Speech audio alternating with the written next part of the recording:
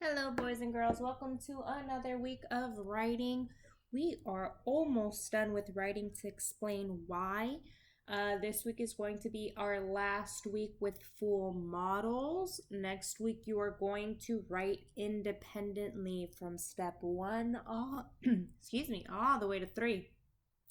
So please make sure you watch the video carefully. You're paying attention. TV's off, pets are away, toys are put away. We need to stay focused so we can do this on our own next week. So we have a new question this week. Our new question is, what is your favorite season? Explain why you like the season. So like always, we're going to start with our one-sided flow map. Before I show you our map today, I want you to look over here. We have the 4 seasons. So we have spring, where the flowers are barely coming to bloom. A lot of birds are born, new animals are born. We get some warmer weather, not too hot though. And then we have the summer. Summer is when it is very hot. The sun is almost always out. We get to play more water games and we're out of school so that we are not burning up in our classroom. Winter, we have the coldest weather. The trees go bare. There are no more leaves or flowers out. They're dormant for the winter. And then fall is barely, or it's right after summer. It's barely when the season is warming up. And we have the leaves changing colors. A lot of flower petals and leaves are falling. We get new harvests like pumpkins and squash. So these are our 4 seasons. You are going to think of one that you like the best. Maybe it's because your holidays in that season, your favorite holidays in that season. Maybe it's because your birthday's in that season. Maybe it's because you like the weather from that season. But you're going to pick one season and talk about that one season the entire week. So we're going to put it first on our one-sided flow map, and here it is. On the left, we have small reasons why we like our main idea, which is this big rectangle here. For this question, what is your favorite season? That is my main idea for what I want the reader to know. So I'm going to answer that question. What is your favorite season? Summer. Summer is my favorite season. A lot of us are just answering the question with one word. Yes, that answers the question, but when we are writing, we want to write in complete sentences. Summer is not a complete sentence. It is a answer, but we need to write in complete, well thought, constructed sentences. So summer is not a good answer. It is only one word. A sentence has to show a complete thought. It is summer. Now, it does answer my question, what is your favorite season? It is summer. But when the reader is reading just your response and we start with it, there is nothing before your paragraph that's going to tell what our main idea is. We don't know what it is. So that's also not a good sentence. My favorite season is summer. I have a complete thought. I give a reason why I'm answering summer. My favorite season is, and then my favorite season. So my favorite season is summer is the perfect sentence. Now, this week you have no sentence frames, you have nothing, but I really want you to focus and write in complete sentences. All year long, we've been practicing writing in complete sentences. Now that we're in the final 2 weeks, it is not the time to forget everything that we learned before. Remember, we want to take what we learned before and keep building onto it. We don't want to stop using what we've already learned. So my favorite season is summer. Now I need 4 reasons why. So I'm going to start looking here. My first small rectangle, because it's hot. Now, in every video I say a sentence does not start with because, but all the teachers are still seeing many students writing with because.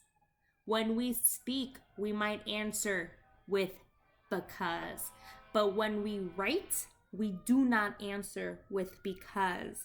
So beginning our sentence with because is not correct. Hot. Yes, hot or the heat is one of the reasons why summer is my favorite. However, hot is not a complete sentence.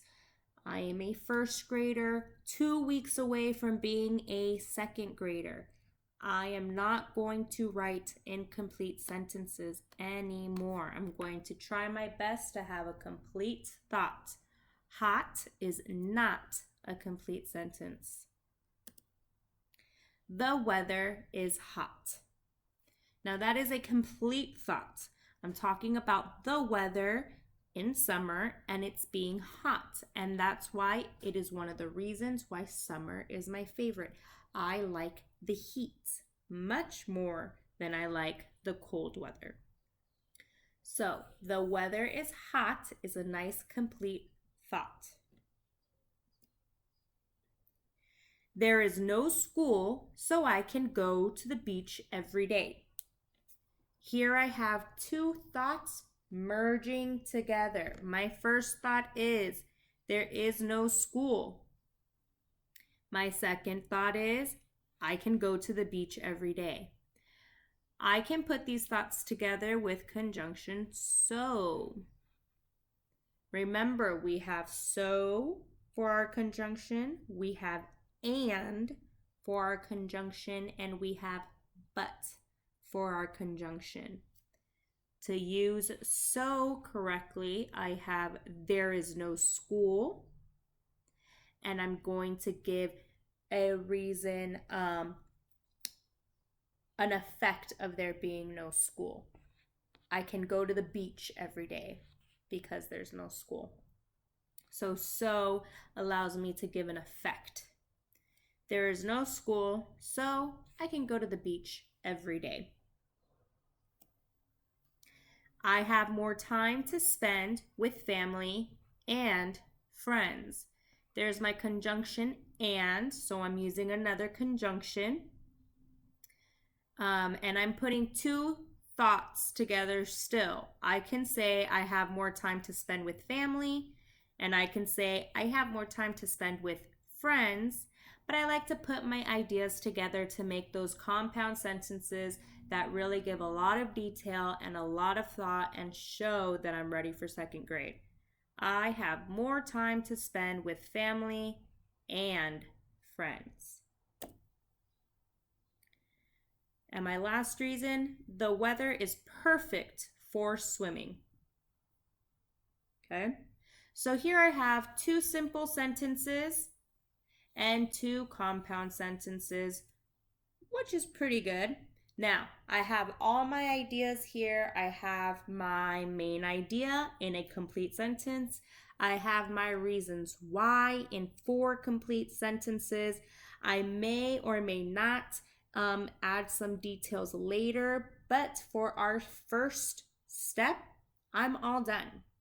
I have complete sentences that are going to get me started, get my writing juices flowing, and I know what I'm talking about, and I have all the reasons to put together a good 5-sentence paragraph. Now, what a lot of us are doing, we are not doing this last step, and we can tell because your first day of notes looks amazing on Google Slides, and then the second day, the sentences are not the same. They're missing words, they're missing topics, they're missing punctuation, and it's because you do all the hard work on the first day, but you do not copy it on paper or take a picture of it to use it for the next day. So you're trying to remember what you wrote the first day and you're not remembering all of it. Don't do the hard work and then not use it. Please fill out your map, copy it on a piece of paper, and if you don't feel like copying it on a piece of paper, you could take a picture, but you need to be able to look at it and use it for tomorrow. Okay, boys and girls, I know you can do it if you just take the time to do it. Make sure you are focused. Remember, you're trying to take everything that we learned the past 4 weeks of writing to put it together. We're getting ready to do this on our own next week. Enjoy your writing.